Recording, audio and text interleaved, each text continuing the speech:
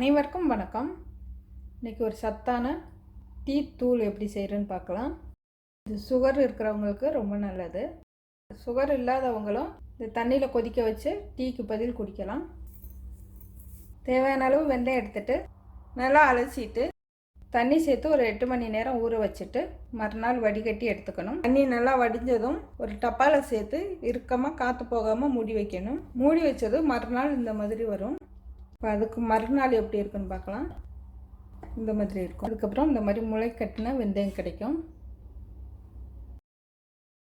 இந்த மாதிரி ஒரு நூல் துணி விரிச்சிட்டு அதில் கொட்டி நிழல் காய்ச்சலில் காய விடணும். வெயிலில் காய வைக்கக்கூடாது. அந்த மாதிரி காய வச்சது தான் இது முளை கட்டிய வெந்தயம். நல்லா காய வச்சு எடுத்துக்கணும். இந்த மாதிரி முறுமுறுன்னு. இது நாவல் பழ கொட்டையை எடுத்துகிட்டு இதே நிழல் காய்ச்சலில் காய வச்சு எடுத்துக்கணும். இப்போ இதை மிக்சியில் பொடி பண்ணி எடுத்துக்கலாம். அளவுலாம் தேவையில்லை, இந்த அளவு இருக்கோ அதை சேர்த்துக்கலாம்.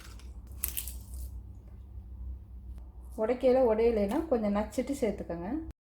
இந்த கொஞ்சம் கரகரப்பாக அரைச்சி எடுத்துக்கலாம், இல்லைன்னா நைஸாகவும் அரைச்சி எடுத்துக்கலாம்.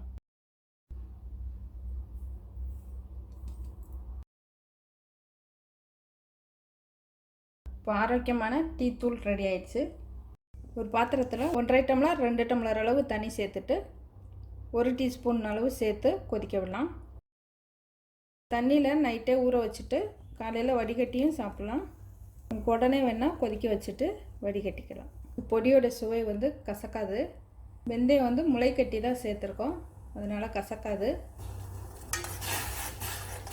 1.5 டம்ளர் அளவு தண்ணி சேர்த்திங்கன்னா 1 டம்ளராக வத்துற வரை கொதிக்க விடலாம். 1 டம்ளர் அளவுனா 3/4 டீஸ்பூன் அளவு பொடி போதும். 1.5 டம்ளர் அளவு சேர்த்திங்கன்னா 1 டீஸ்பூன் அளவு சேர்த்துக்கலாம். நல்லா கொதிச்சிருச்சு, அடுப்பு ஆஃப் பண்ணிடலாம்.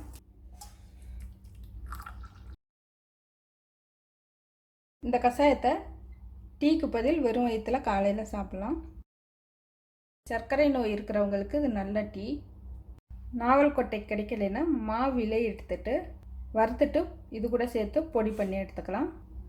இது சுகர் இருக்கவங்களும் சாப்பிடலாம், சுகர் இல்லாதவங்களும் இதை சாப்பிட்டுட்டு வரலாம். நன்றி, வணக்கம்.